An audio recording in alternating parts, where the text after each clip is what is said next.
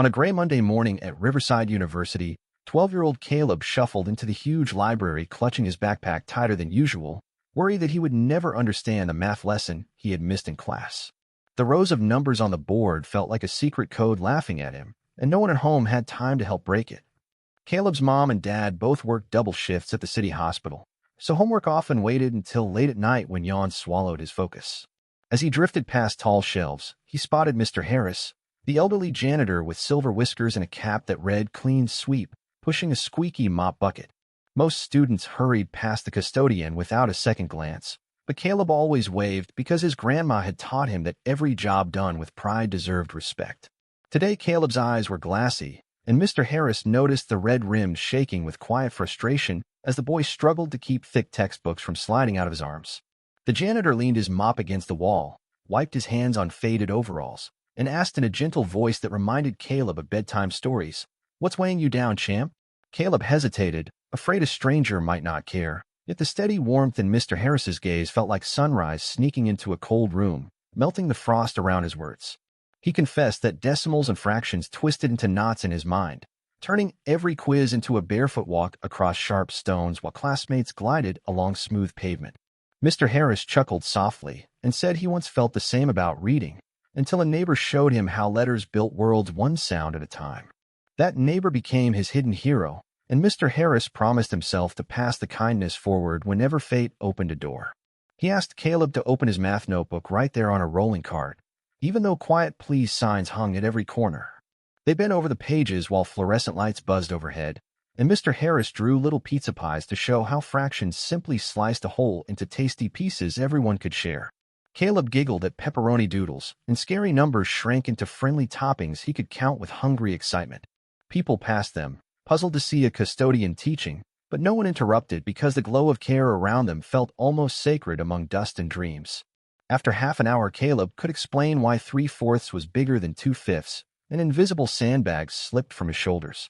Mr. Harris tapped his watch and said duty called him to another spill, yet he would return tomorrow during lunch if Caleb wanted more practice. Caleb nodded so eagerly his cap nearly fell, and he thanked the janitor with a handshake that felt far too grown up for his small fingers. As he left, Mr. Harris whispered that every problem was a puzzle waiting for patience to find the corner pieces first, and once edges clicked, fear disappeared. Caleb floated to his next class replaying that line, amazed that someone wearing rubber gloves could sound wiser than any professor in tall glass offices upstairs. That night he finished homework alone, imagining pizza slices lining up neatly, and smiled when each answer matched the tidy solutions at the back of the book. His parents came home exhausted yet saw the grin and hugged him, relieved their son's confidence had resurfaced like a bright coin found in muddy water. Before sleeping, Caleb set his alarm 15 minutes early so he could reach the library before Mr. Harris and show he valued the help given freely. In his dreams, he saw shining floors that mirrored perfect fractions, and Mr. Harris marched across them like a coach urging players to keep their heads high. Dawn painted gold stripes across campus, and Caleb hurried past sleepy squirrels to reach library steps still wet with dew. Mr. Harris was there, whistling an old tune while wringing a mop, and he grinned when Caleb unfolded a fresh notebook eager for new lessons.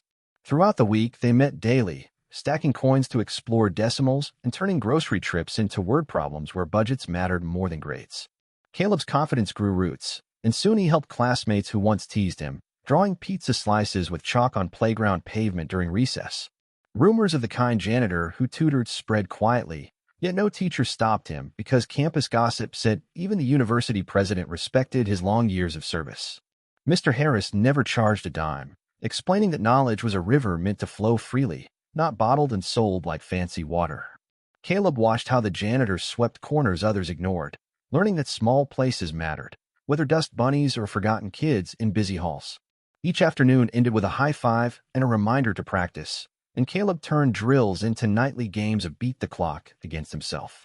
Stickers for perfect scores soon dotted his papers, and his teacher Ms. Blake raised an eyebrow, asking who his secret tutor was. Caleb smiled and said he had a friend who believed in clean floors and clear minds, leaving her confused but impressed.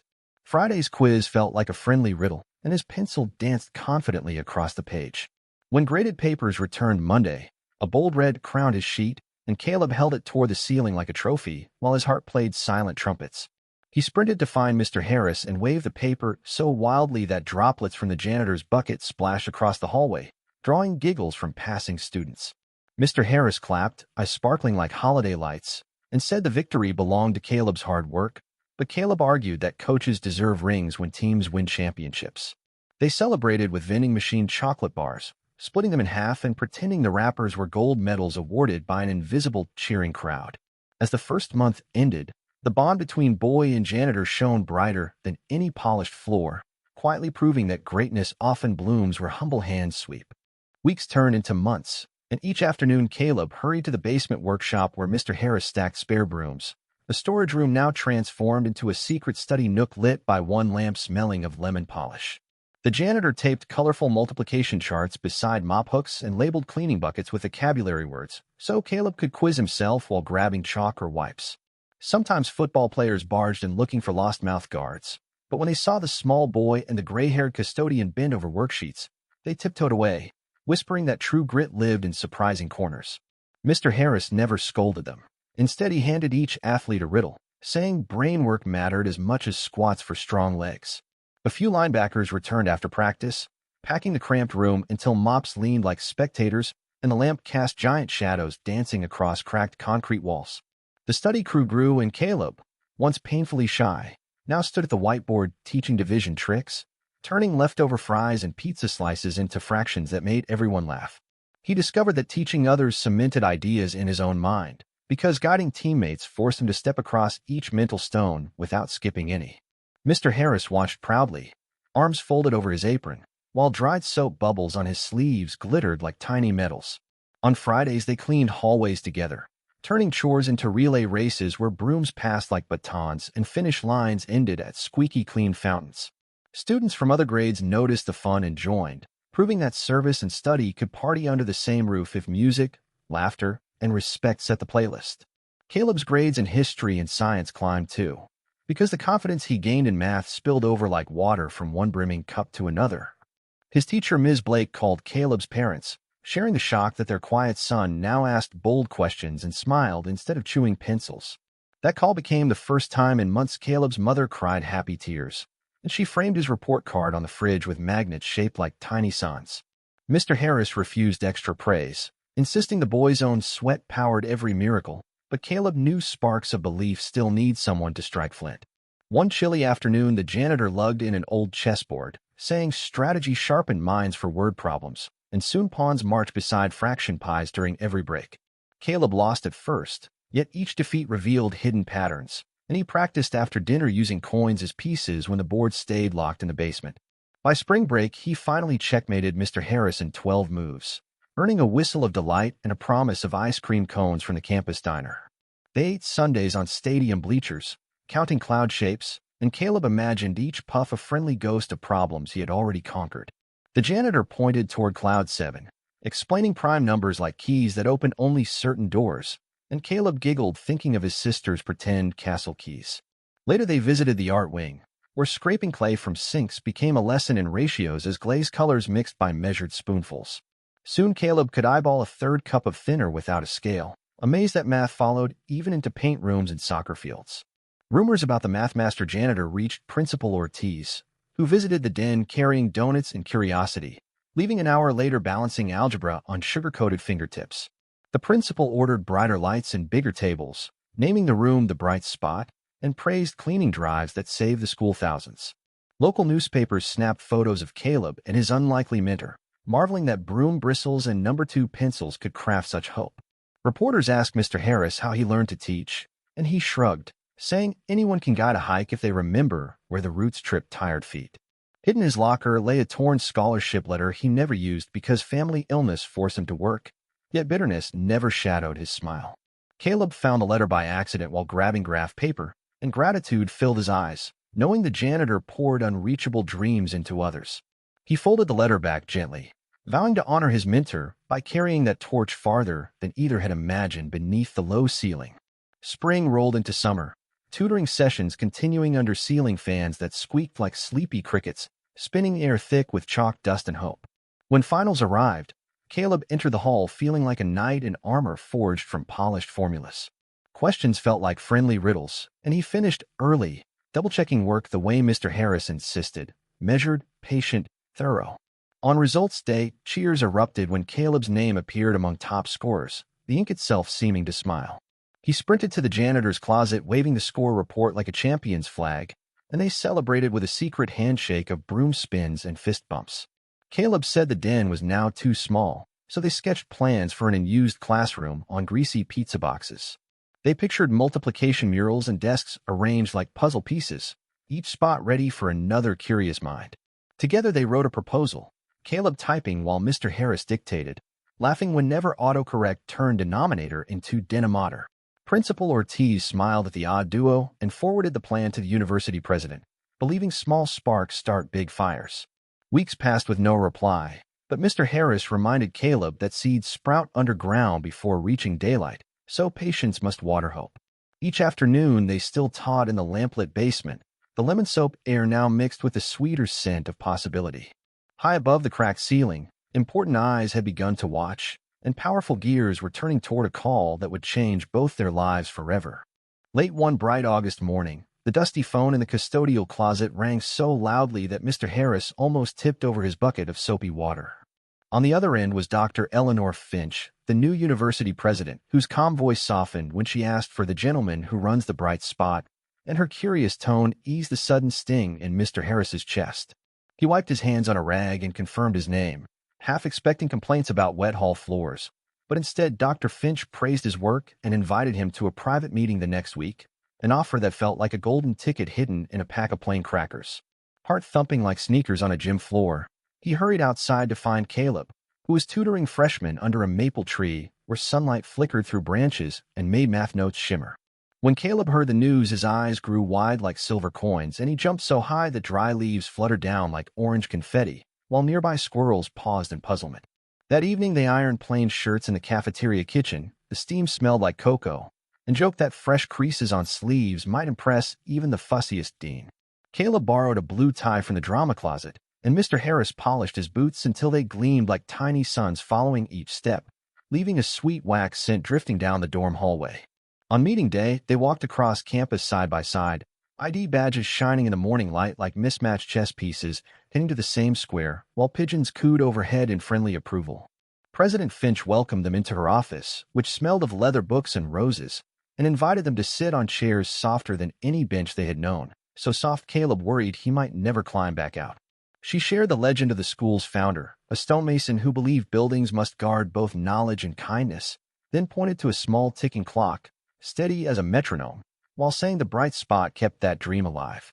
Pulling out their classroom proposal, she praised the clear goals and noted the student cleaning drive had lowered maintenance bills by 15%, savings she said could buy hundreds of new library books.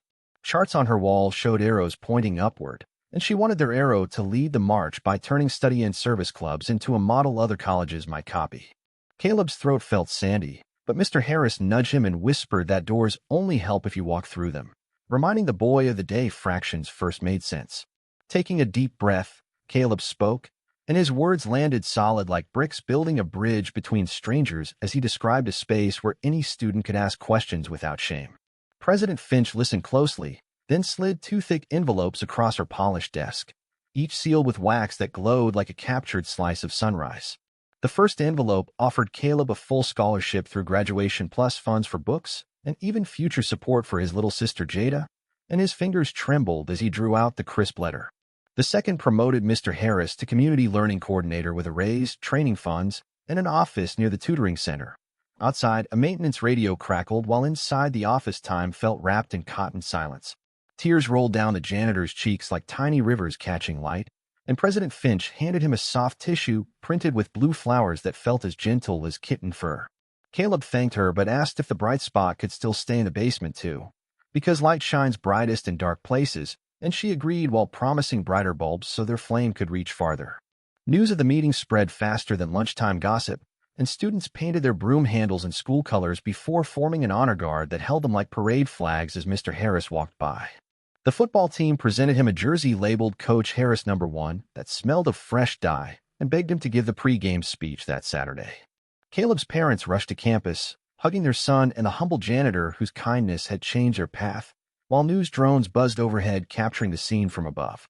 Reporters asked Mr. Harris how other schools could copy the magic, and he said to start by listening for quiet voices hiding in noisy halls. His answer carried to living rooms by microphones. Regional newspapers printed giant headlines, "Custodian cleans paths to success," and alumni donations poured in like summer rain, arriving by envelopes, online clicks, and even crumpled bills from lemonade stands.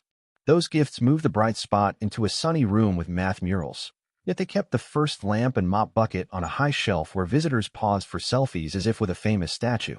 Caleb organized sessions in which older members showed younger kids how to wipe tables before homework, turning that simple ritual into a lesson on respect for shared spaces. Mr. Harris enrolled in online youth counseling classes and earned digital certificates that made him grin like a scout earning fresh merit badges, though he still loved chalk dust under his nails. President Finch invited them to speak at the fall faculty meeting, and pictures of litter turning into lessons flashed by like movie trailers of hope, winning cheers louder than any lecture that day. Inspired, professors pledged extra office hours inside the bright spot, and coffee mugs clinked as the scholars agreed to join the growing circle of care that stretched from lecture halls to basement tiles. Local companies soon offered internships for club members, and donated laptops arrived engraved with "Shine Your Floor, Brighten Your Mind," their silver lids scattering dancing lights on the ceiling. Caleb, now juggling tough classes and tutoring shifts, covered his desk with sticky notes in 5 bright colors, cheerful confetti reminders that leaders need calendars and kind hearts together. He wrote grant letters for science kits and art supplies, and each approval email felt like another brick paving the road to bigger dreams while widening Mr. Harris's grin. During winter break, Caleb traveled with President Finch to a national education conference, and though he used no fancy words, his clear stories hit like music, keeping the crowd clapping long past schedule. On the flight home, he watched tiny porch lights wink on in every town below, picturing new chances born from one helper's choice not to walk away years earlier. Mr. Harris stayed on campus humming old soul tunes while volunteers painted lockers bright blue, and the mix of paint fumes and laughter became an unexpected perfume of renewal. When Caleb returned, he brought a snow globe showing a tiny schoolhouse under swirling glitter. They shook it and watched ideas spin like flakes before setting it beside the old lamp as a trophy of hope. Each evening still ended the same. Lights off, chairs stacked, and sometimes an extra chair ready for the next shy newcomer who might peek through the door. Awards kept flowing in, but both men believed courage grows when someone helps wipe discouragement off a friend's shoulders, so they measured success by confident smiles, not plaques. As spring buds swelled on campus trees, President Finch hinted at state programs, national contests, and even global exchanges sprouting from their small seedling, urging them to dream wider. Caleb felt the future rumble like distant thunder, ready to drop fresh rain on thirst. Autumn's crisp air carried new beginnings as bright spot clubs sprouted in 10 pilot schools, each sending weekly reports packed with photos of broom races and pie charts showing quiz scores blasting off like rockets. Caleb reviewed the data sheets after class while sipping cocoa in the library, discovering a surprise love for statistics he never imagined when decimals once felt like a mirrored maze. Mr. Harris toured the pilot sites, riding yellow buses that smelled of crayon and adventure, demonstrating how a spilled juice box could flip into a geometry mini-lesson on area and perimeter. Everywhere he went, students handed him broom-shaped thank you cards, and he filed them in a binder labeled fuel for tired days that warmed him better than coffee. President Finch, dazzled by early success, hosted a video summit where club leaders traded wins and worries, proving teamwork could bloom even through shaky Wi-Fi. One rural school lacked internet, so Caleb mailed them offline lessons about measuring barn beams and crop rows, complete with corn cob pirate cartoons that made the farmers laugh. Local news loved the snail mail fix, and a telecom company donated a tower the next week, turning a setback into a headline victory that boosted the bright spot story. Amid the whirl, Caleb balanced SAT prep, piano scales, and soccer drills, sticking color-coded notes on his wall until the bedroom looked like frozen confetti. Exhaustion stalked him like a quiet shadow, but Mr. Harris taught deep breathing tricks and insisted on Sunday dinners with phones turned off, proving rest as a teammate, not an enemy. Refueled, Caleb returned to school humming, realizing sustainability meant valuing people over calendars and leaving room for plain laughter. In November, President Finch gave Caleb a rare student seat at a university board meeting, so he crafted 5 clear slides arguing for mental health support in every club. Walking into the wood-paneled room, he felt his pulse match the ticking clock. Yet his voice glided steady like a kite in strong wind when his turn came. Trustees wanted proof of durability, and Caleb showed charts of falling absences, rising grades, and letters from kids who once hated school but now stayed late to sweep and study. A skeptical trustee named Mr. Dowell wiped his eyes and admitted numbers had never moved him to tears before that moment. The board voted for a multi-year budget, and Mr. Harris whispered, "Change mops up fear first," while Caleb finally exhaled. Winter break approached, but an email titled United Nations Youth Forum popped up, inviting Caleb to New York to share the model worldwide. The subject line blinked like a doorway to distant worlds, and Mr. Harris replied, "Pack warm socks, world changer." Community donors covered travel, and in January they stepped into squeaky snow between skyscrapers towering like textbook stacks to the moon. At the UN, Caleb compared brooms to bridges connecting shy students to hidden confidence, and interpreters echoed him in 6 languages across the curve hall. Mr. Harris followed, reminding leaders that dignity begins when hands grip tools instead of waiting palms up, and applause tingled through fingertips. Ministers requested pilot kits, and an NGO pledged help for villages without electricity, planting seeds on 3 continents in one afternoon. Flying home, Caleb watched clouds glowing pink at dawn and felt tiny beside the task but sturdy inside because he was not alone. Landing at Riverside, they met a marching band and TV crews whose flashes popped like daylight fireworks against gray sky. Caleb's sister Jada waved a banner, reading "Our hero sweeps the world," and her hug anchored him deeper than any medal. That night, President Finch called with bittersweet news. She had accepted a federal post but said Bright Spot would remain her proudest legacy. She asked Caleb and Mr. Harris to keep advising, and the trio shared a quiet moment of battle-forged friendship. Finch also revealed she'd nominated Mr. Harris for a National Citizen honor already in motion, and the janitor nearly dropped his phone. Caleb suggested celebrating with a winter carnival to fund supplies, featuring snow painting contests and cocoa stands run by Mitten volunteers. The committee transformed the quad into a maze of ice sculptures and string lights spelling "shine on" across the main arch. Carnival Day brought flurries like powdered sugar, sled hills, and ring toss booths where prizes were homework help vouchers, plus choir carols threading warmth through the chilly air. Ticket sales bought science kits for every pilot school, and local businesses matched the amount, doubling impact like mirrors face to face. Fireworks ended the night in a burst of color, and Mr. Harris told Caleb, "Seems we polished more than floors, kid. We polished stars, beneath a sky that smelled faintly of burnt sugar." Caleb replied that stars shine because darkness surrounds them, and together they vowed to keep pushing back the night. 2 weeks later, a thick envelope stamped with the White House seal invited Mr. Harris to a hero's ceremony. The club crowdfunded upgraded seats so he could arrive rested and tucked a neck pillow embroidered "Keep Sweeping Dreams" into his gift bag. Caleb trained tutors to lead without him during the trip, drafting checklists so detailed even pencil sharpeners had duties, his first lesson in letting go. The day before departure, Mr. Harris received an old broom handle signed by every club member and tied with a blue ribbon, calling it the only scepter he would ever need. On the train to the airport, they laughed about pizza slice fractions and the famous denim otter typo, agreeing mistakes are adventures in disguise. As the plane climbed, Caleb watched campus rooftops shrink and decided impact is measured not by altitude, but by the echoes of courage left in halls and hearts. Somewhere above the clouds, he sketched a staircase titled "Next Goals" in his notebook. Because success, Mr. Harris always said, is not a stage but an endless set of clean, shining steps. Mr. Harris stepped onto the gleaming White House stage wearing his signed broom handle scepter tucked beneath one arm, and Caleb marveled that the same man who once pushed a silent mop bucket now faced TV cameras from every state. The announcer's rich voice called him "Guardian of Dignity," and the janitor's boots echoed softly on the polished floor, each click reminding him of nights spent sweeping away both dirt and doubt. As the president placed a blue ribbon around his neck, Caleb saw tears glint in his mentor's eyes like tiny stars refusing to be swept aside, proof that earned pride can still feel unbelievable. When reporters asked for a secret to his success, Mr. Harris simply said, "Listen first, sweep second, and never leave a corner untouched," a rule that worked for hallways and for hearts. Back home, Riverside's main avenue filled with cheering neighbors, some waving homemade brooms covered in glitter, others holding math flashcard high like victory flags. The school band blasted "When the Saints Go Marching In," and even the shy students who once hid in library shadows marched proudly, because the journey felt like everyone's to share.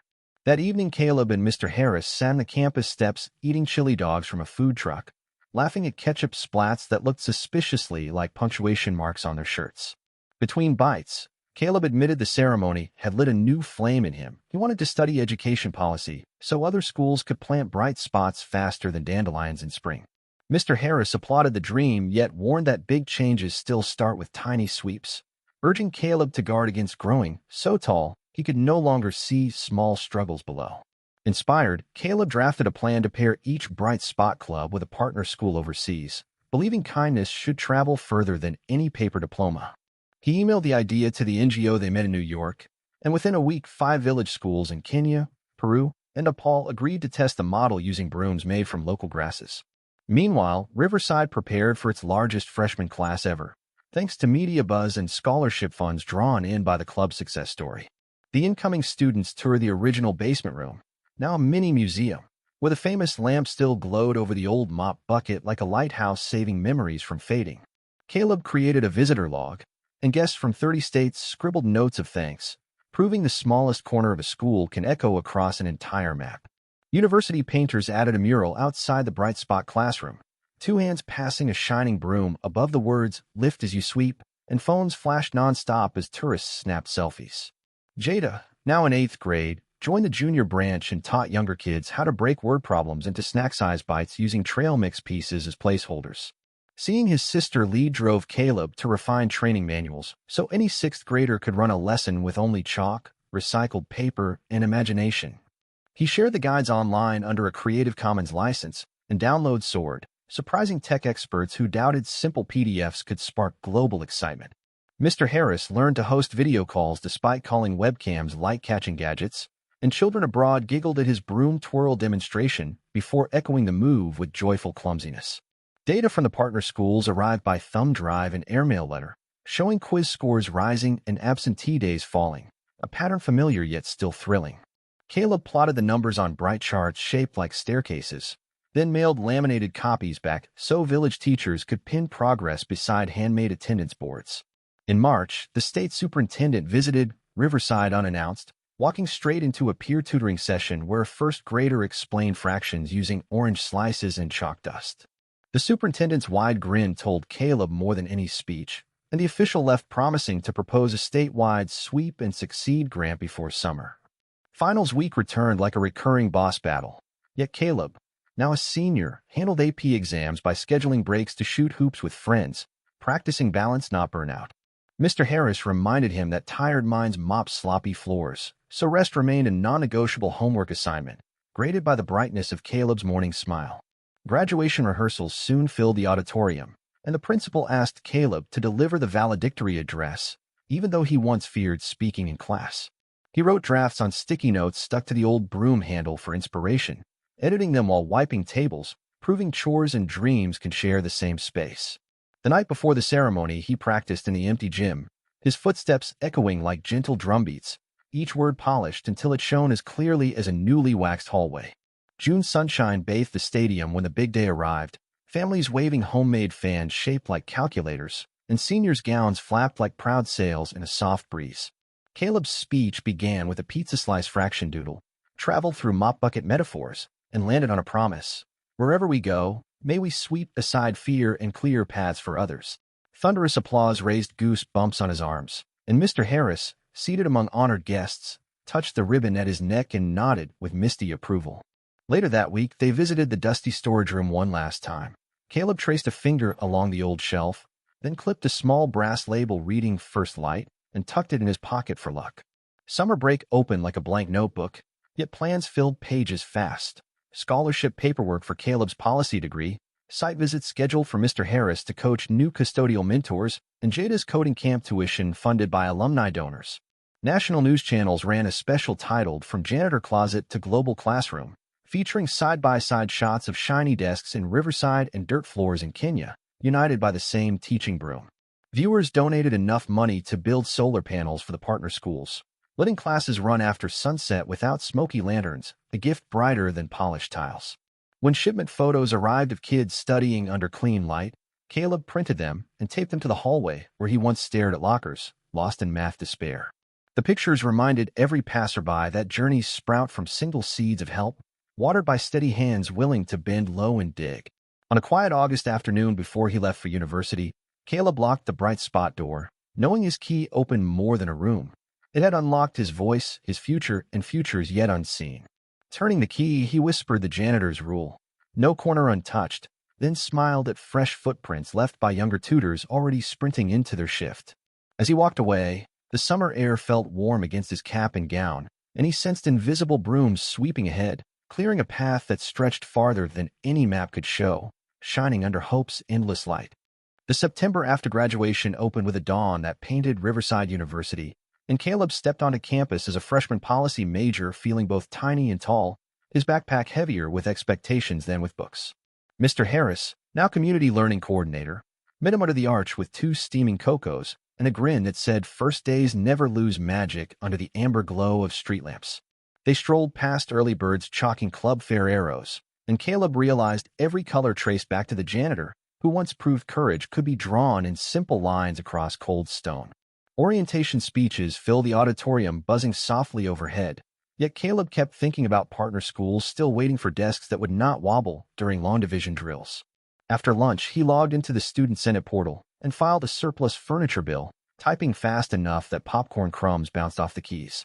The clerk flagged the proposal for debate, granting him 5 podium minutes if he found 40 signatures by week's end, a high bar by tradition. Remembering the Start with Corners lesson, Caleb carried clipboards to laundry rooms where students waded through spin cycles and heard his squeaky desk pitch. By Tuesday night, he had 27 signatures and even gained a static clung sock mascot named Argyle. Wednesday's econ lecture, Define Opportunity Cost. Caleb skipped half of it to gather names near the coffee kiosk, deciding the trade was worth it. Before sunset, he hit 42 supporters and emailed the clerk. Argyle perched on his dorm windowsill in triumph. Downstairs, Bright Spot headquarters thrummed where Jada painted footsteps so tutors dodged each other between cabinets.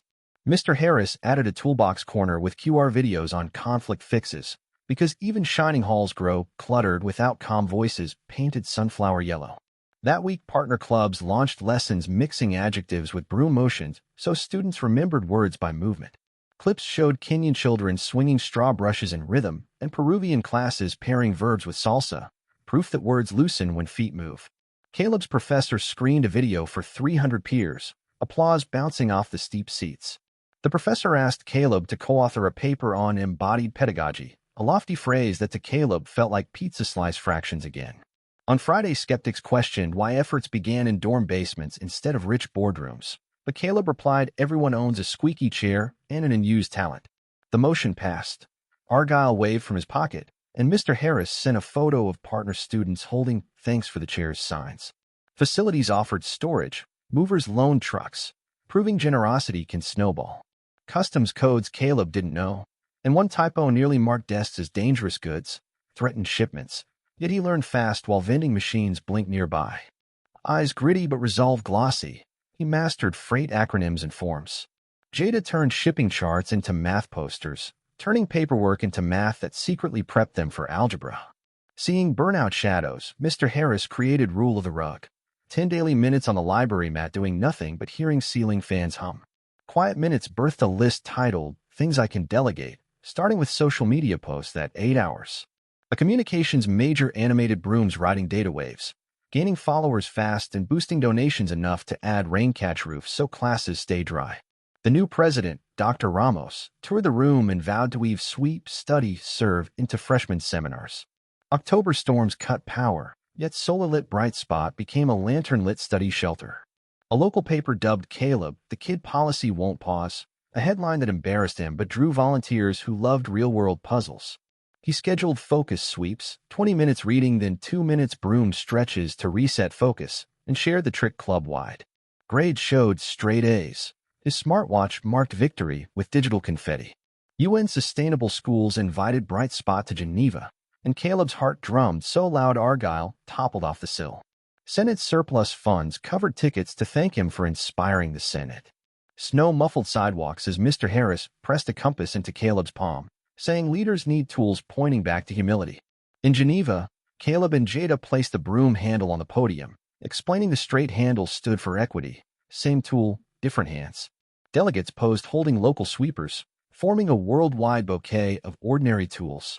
On the flight home, Caleb drafted a brief urging every grade to start by cleaning and naming classroom corners. Mr. Harris added a sticky note, "Corners are where stories wait," a line Caleb kept as the brief's finale. Landing, they learned the first container of chairs reached Kenya intact, glowing brighter than any runway light. Students sat at sturdy desks, smiling wide. Caleb whispered thanks to Argyle and the compass for steady guidance.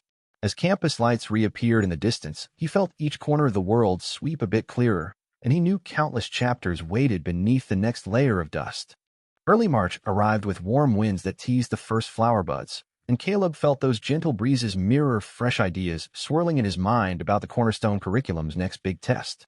The University Senate had approved a pilot inside 3 local elementary schools, and today was launch day, so Caleb woke before sunrise to double-check boxes of sweep kits stacked in his dorm hall. Each kit held bright cloth gloves, tiny labeled dustpans, and laminated corner maps where students would write names like Bravery Bin or Focus Fork, turning plain walls into playful guides for daily habits. Jada bounded into the hallway, carrying a bag of rainbow chalk and a Bluetooth speaker, fizzing out upbeat tunes that made heavy boxes seem lighter than popcorn buckets. Mr. Harris soon arrived with a campus van, its sides freshly painted with a motto, "Lift as you sweep," and he honked twice, a personal signal that adventure waits for no one snoring. On the short drive, Caleb rehearsed simple talking points. Corners teach care, sweeping teaches seeing, naming teaches pride, because 6th graders need clear hooks, not long lectures. At Maple Grove Elementary, bright banners fluttered between basketball hoops, and rows of desks waited like eager faces, each topped with a single fresh notebook showing a cartoon broom on the cover. Principal Ortiz, now transferred to head the district, greeted the trio with donut holes and juice boxes, thanking them for planting seeds that teach both hearts and hands. Caleb began with a story about pizza slice fractions shrinking fear, and dozens of small eyes widened the same way his had years earlier beneath buzzing library lights. He asked students to stand and point to the farthest corner, explaining that spaces forgotten collect dust, and people forgotten collect doubt, so caretaking must visit both. Jada led a chant, "Corners count," clapping rhythms on her knees until shy voices swelled into a room-shaking chorus that made teachers grin behind clipboards. Mr. Harris showed how to hold a child-sized broom like a violin bow, gentle yet steady, proving tools deserve respect because they partner with you to finish tunes of progress. Teams of 4 fanned out, chalking fun names on walls: Math Mountain, Kindness Cove, Reading Ridge, then sweeping tiny piles of pencil crumbs they found hiding in the cracks. Laughter burst every few minutes when someone discovered a lost eraser or forgotten sticker curled like a sleepy caterpillar beside a chair leg. Caleb moved group to group, writing silent praise stars on stickers so children felt snapshots of accomplishment stick right to their palms. By lunch, the classroom smelled of lemon cloths and popcorn popped for celebration, and windows shone clear enough to reflect proud faces holding bright dustpans like trophies. In the cafeteria, he asked a boy named Sam why their corner dream dock mattered, and Sam said, "Because boats leave docks to explore, so dreams need a place to push off to." That answer settled in Caleb's chest warmer than the cheese pizza slice cooling on his plate, proof the lesson already grew its own branches. After recess, students used their new notebooks to list 3 goals under the heading "Things I'll sweep for someone else," such as erasing chalkboards for the art teacher or holding doors for classmates. Mr. Harris collected those pages and promised to tape them on the bright spot wall, so university volunteers could see big impact comes from little writers. During closing circle, Caleb asked everyone to place their brooms in the middle, tip to tip, forming a sunburst star, and he told them the pattern shows how separate sticks can share one bright center. Phones clicked, capturing the image, and Principal Ortiz sent the photo district-wide with a caption that read, "New constellation discovered, made of care." On the ride to the second school, Jada cued a playlist of world music, and the siblings practiced basic greetings in Swahili, Spanish, and Nepali so future video calls felt more neighborly. Pine Meadow Elementary's gym echoed like a shell held to the ear. It soon filled with scuffing shoes and squeaky laughter as children tested swivel brooms around orange cones. One cone toppled, sparking giggles, and Mr. Harris used the moment to teach that knocked-over traffic markers mirror life mistakes. Pick them up, place them straighter, and keep moving. Caleb saw teachers filming tips on tablets for after-school staff meetings, and he realized sustainability meant teachers owning the toolkit long after he boarded the van home. At dismissal, a girl tugged his sleeve asking if sweeping at home could count, and he replied chores at home earn extra stars, because change always starts closest then rolls outward like gentle thunder. Evening shadows stretched long by the time they reached Cedar Creek Elementary, their final stop, and fatigue crept in, but Argyle the sock mascot waved from the dashboard as comic relief. Here, instead of indoor corners, they targeted the playground's hidden edges where mulch piled against rusty fence posts, a reminder that care extends beyond rooflines. Students wore garden gloves and used kid-sized rakes, gasping when they uncovered bottle caps, small toy cars, and once even a shiny coin older than their parents. Caleb seized the coin, dated 1974, and spun it in the dust, telling a quick math story on probability, proving every find holds a lesson if eyes stay curious. As twilight tinted clouds purple, the children formed a big circle, comparing weirdest discoveries, and Jada passed around biodegradable trash bags so today's clean gain tomorrow's protect. The principal invited them to the library for cocoa, and volunteers shared highs and lows. High, naming corners; low, splinters from old fence boards; fix, sandpaper party next week. After final hugs, Mr. Harris steered the van toward campus while streetlights popped on like polite applause following a theater bow. Caleb opened his phone to dozens of notifications, photos, thank you emojis, and a short message from his policy professor saying the conference paper had been accepted for Paris next fall. He blinked at the news, realizing staircase steps kept appearing the moment each previous one felt solid beneath his shoes. Back at Riverside, the trio carried empty supply boxes into storage, now light as feathers, yet they felt heavier with unseen possibilities those boxes would one day hold. Mr. Harris locked the closet, tucked the key into Caleb's palm, and whispered, "Keep sweeping places I can't reach," a sentence so gentle it almost floated up with the dust motes. Walking across the quad, Jada challenged Caleb to list 3 corners on campus still unnamed, and together they pointed: shadow under the bell tower, nook behind the lab, bench alcove near the art wing. They promised to return at sunrise with chalk and new names, and as they parted, the moon looked like a silver dustpan in the sky, ready to hold tomorrow's fresh sweepings of hope.